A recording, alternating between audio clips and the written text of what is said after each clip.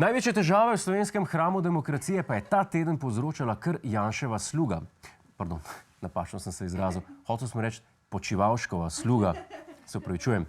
Takratna, danes ni več, vodja SMC-jeve poslanske skupine Janja Sluga si je namreč drznila javno podvomiti v premierjeve komunikacijske sposobnosti.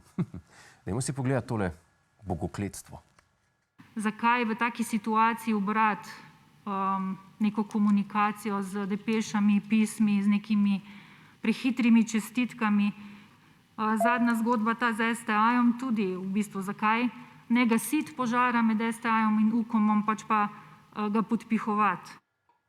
Koliko poslanka od premiera pričakuje, da bo poleg funkcije predsednika vlade ter televizijskega kritika imel cajt še za funkcijo prostovoljnega gasilca?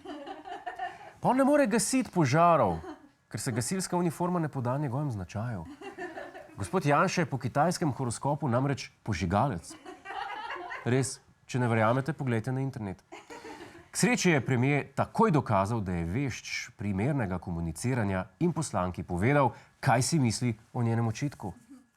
Pa tudi malo je tako, bom rekel, mimo poslušati nasvete o komuniciranju od šefice poslanske skupine z 1% podporo v javnosti, predsedniku vlade in predsedniku stranke, ki ima 30-krat večjo podporo. Naš premier je pač mnenja, da tisti, ki ima večjo podporo, ima vedno prav. Tudi takrat, ko nima. Je pa njegovo blatenje stranke SMC precej ironično.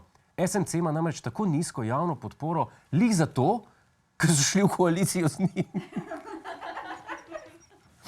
Kar je približno enako, kot če bi ti nekdo ukradel ves denar in pol ignoriral tvoje pritožbe, ker ga ne zanima mnenje enih revežev.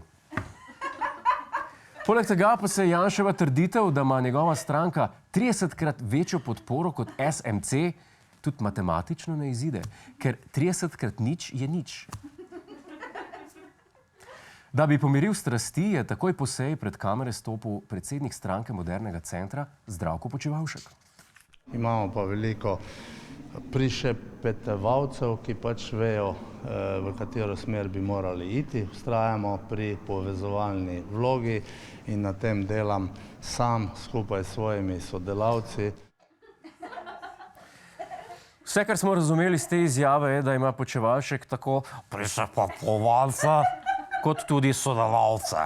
Impresivno, noro, ker se je gospod Počivalšek šele po ogledu počasnega posnetka zavedel, da gospod Janša svojo izjavo ni užalil le poslanke, ampak celotno stranko je tudi on prvič v življenju javno okrcal premierja in mu namenil naslednje besede.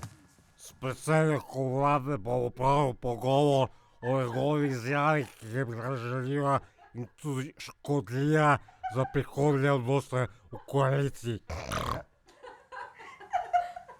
Krepke besede? Nikaj. Na katere pa se premier Janša ni odzval. Kar je logično, saj je bila izjava podana za edini medij, na katerega Janša ni naročen. Hej, to je naš YouTube kanal, klikni na ta gumb in se naroči, da boš na tekočem. Polajkaj pa nas tudi na Facebooku in na Twitterju, pa na ulici, pa na kakšnem javnem WC-ju.